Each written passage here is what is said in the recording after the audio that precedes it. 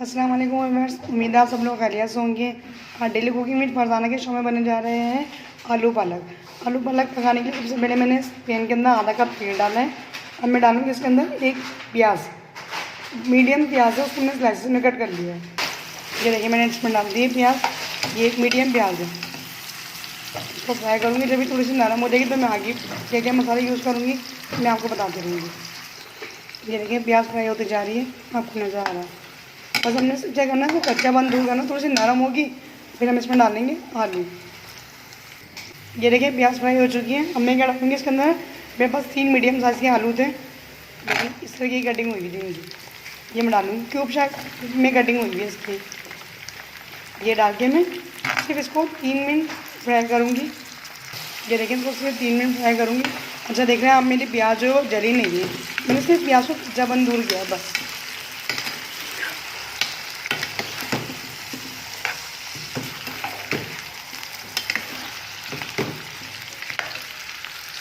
ये देखिए बस आलू जो है थोड़े फ्राई हो चुके हैं। बस हम क्या करेंगे, ये 3 टमाटर है मेरे पास, इसको मैंने कट कर लिया। ये डालेंगे इसके अंदर।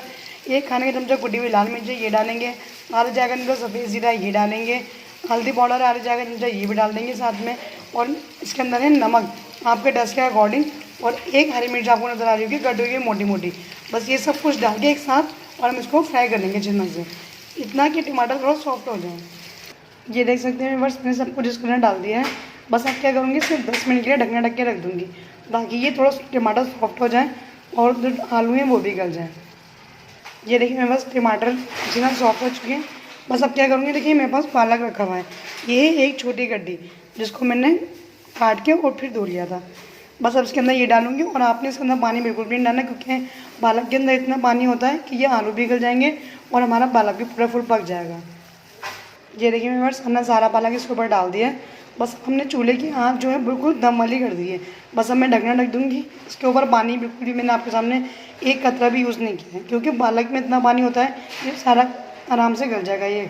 बस अब ढकना ढक के वो गलने का इंतज़ार कर दो। ये देखिए मेरे पास मैंने सिर्फ 10 मिनट के लिए ढकना ढक के रखा था इसमें, और देखिए कितना सारा पानी पालक से पानी रिलीज़ हुआ है। बस हमारे आलू भी गल चुके हैं और पालक भी नरम हो चुका है। अब हम क्या करेंगे, इसको भून लेंगे ताकि इसका सारा पानी खुश्क हो जाए। ये देखिए मेरे पास आलू पालक जो है बनके तैयार हो गया, तो मैंने इसे प्लेट में निकाल लिया है। उम्मीद करती हूँ आपको आलू पालक की रेसिपी पसंद आएगी।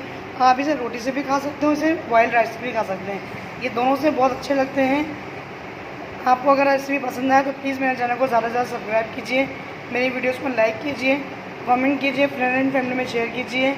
मिलते हैं अपनी नेक्स्ट वीडियो में, तब तक के लिए अपना ख्याल रखिएगा। अल्लाह हाफिज़।